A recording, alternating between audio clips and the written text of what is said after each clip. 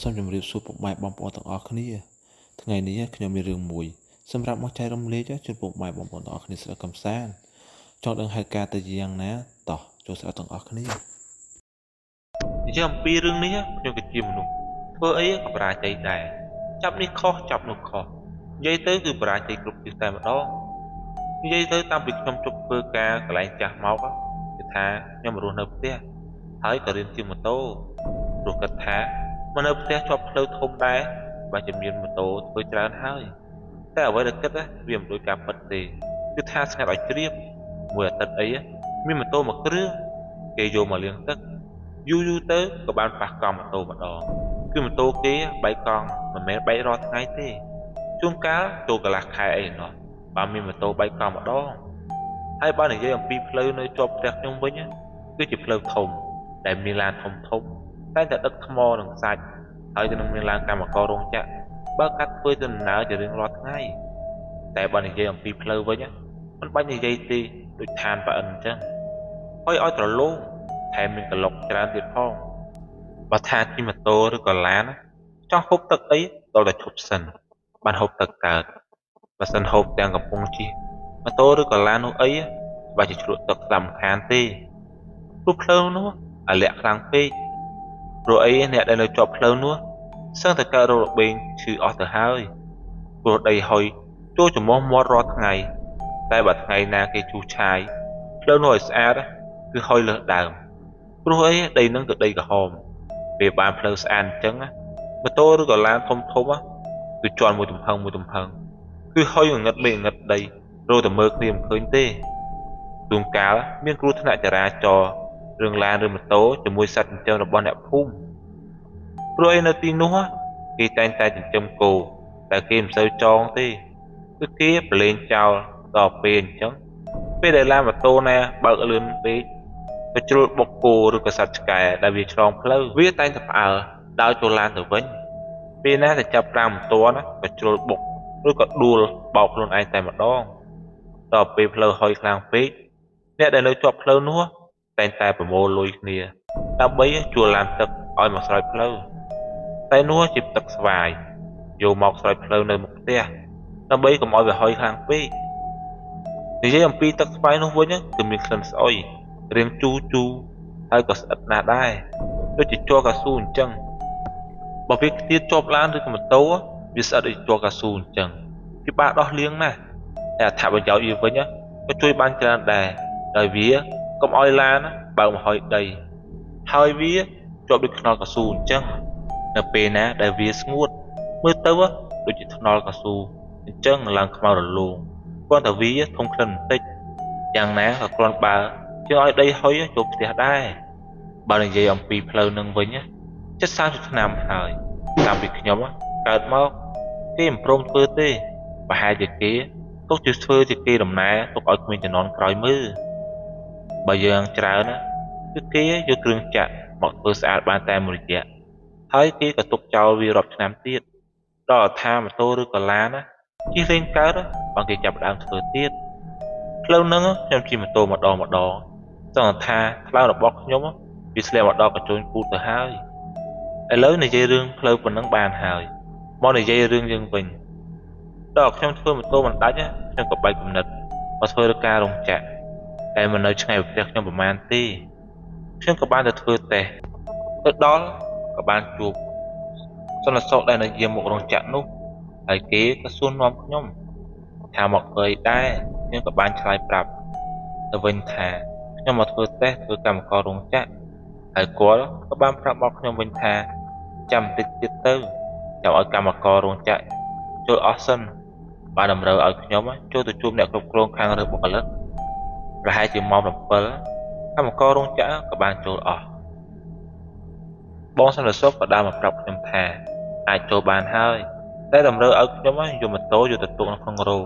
តែគេផ្ញើម៉ូតូនៅខាងក្រៅរោងចក្រនោះទៅដែលជាកន្លែងកម្មករទាំងអស់យកទៅផ្ញើនៅទីនោះឯងពេលទៅដល់ម៉ូតូឡើងណែនរកកន្លែងចតសឹងថាមិនបានផងកំពុងតែរកចោះរត់ឡើងក៏បានឮសំឡេងមួយនឹងក្រោយខ្នងសួរថាអូនឯងរកកន្លែងចតម៉ូតូមិនមែន từ khang một nông chơi mình thích từ miếng cái lạnh chọt hơi chúng có ban nghiệp mọc mưa quạt để ngọt thà ông bánh mấy đôi chừng thương quạt tì quạt trên mọc bị ná ấy cả lươn lẽ về nữa nhưng có ban trai thà bát ôm ở con trơn trong tư tưởng mau vừa tè đầm bồn toàn trong sâu đắng tê bên nữa có gặp ban dây thà ôn ấy tư tưởng mau tôi vừa ca test hai đầm bồn men chứ cái trai thà bát ôm nhưng có ban su quạt từ bên thà ông ấy chỉ săn là sọ diêm nơi rong chặn nằng men rồi ấy mới từ ca việc tệ là bỏ qua đó thì chỉ săn là sọ từ ban nhóm đang thà có chỉ săn là sọ diêm nơi rong chặn nằng bên nữa có gặp ban trai thà nâng hai hạt muối ôm nơi diêm nơi ní nơi rong chặn ní tăng bị kia bằng cái màu bồn mà lẽ hay có số bằng to thà hạt muối ấy là cùng nào với chúng có ban gặp có từ ta nằm nào rừng một sự tụt còi máu chúng có ban nhầm riệp lia cốt đám bay mà tụm đã cục cồn về nữa có gặp ban dây thà sau sập bài muối bằng miền rừng ấy mà xua ông ban về nữa chúng có ban một chùa bọc đã cục cồn hàng rực cam mà co hai kế cả suốt trong thà đạp ôn trẻ đê đai tê chúng có ban trái tàu bình thà ở trẻ tê bon cho ôn sọt thôi ca đồng chạm vì muốn mọc đại tê bon chúng có ban trái bọc quạt về nữa có các bạn bọc trong bình thà trong việc bạn thiệt hai ôn rồi ấy kia rồi tại nè là trẻ đê tai bẩn nó cuộc hàng đồng chạm bò dưới cái khoa này đại trẻ đê nhóm còn tại lưới phliếm ban trăm tay nhìn nhầm là một smile đột đằng thá cho bác chỉ vào chạy thiệt hai kết tấu trong thừa ấy còn đại ban thầm lại tài mà mấy mọc đi thay ní thay sôi nhóm còn mình đằng còn nhóm còn ban nhà riêng lia kì đào mà rong đại kì đạm tô vinh để nó có sắp tại ban khơi được ông sao là sọc kịp rất mấy nhá đường quay nơi cái lại đạm mà tô nó mình phải bạp thà rồi là kịp nhau mà tô nó giờ rong đại cam mà co tầng ọc ní quay sầm rạp hộp bài đai là kế miền tục ai hộp bài gì chùa sầm rạp cam mà co quay hộp bài trong ta từ chất cô đó để nút qua cả suốt năm thà mấy hai ôn chọp ót chứ các bạn phải bạp phật bình thà ở tì ông rồi kế rồi tại nè chạy đi tai bẩn no bên nó có riêng nhầm có còn dây một nhầm bình thà cho ôn ai chạy diêm đài ót và thà mệt má cứ săn là sọc tư nên nắng tới rồi ấy thì còn phong qua săn sọc mà nè mô ở nhóm các bạn là dây thà bên cả ấy ông nhưng mà đại thừa săn sọc thì muốn mọc tí kia ọt vô tới ông về nữa ông săn sọc nữa có con là dây thà ôn ấy đã tới cái lạnh săn sọc nơi mua chặn luôn hai bạp thà ông ra đó ở xong tôi săn sọc nơi thì nâng muối kia cho bác chỉ vô một can tê nhóm các bạn nơi dây dùng mũi quạt mũi sinh tu thông tầm rõm đánh chất đa từ xua kê về mặt đó là lên săn sóc nhóm các bạn chụp khu săn sóc mà nè thấy các bạn chụp quạt thả để lấy các bác săn sóc như mến phú về đúng á khu săn sóc mà nè nó các bạn thì dây thả mà giả ôn ai đăng rồi ý ký toàn bật lạ thả rồi săn sóc ai nè nhóm các phải bọc quạt bên thả mình lộc ông mà nè các bạn bọc trong thả để rồi săn sóc lúc u nó và từ một ngọt ai xu thả ông môi na hay còn chung ấy kí nhóm nó trai phim thả con nơi cái lấy đập nhau mà tô có đôi gì chung tha ông ráo còn tại lưới sai chung ông ráo phim lúc cung lẹ nó thơm một bảo hay quá có xu nhau mình chặt thả ông ráo nó có rút riêngอย่างmình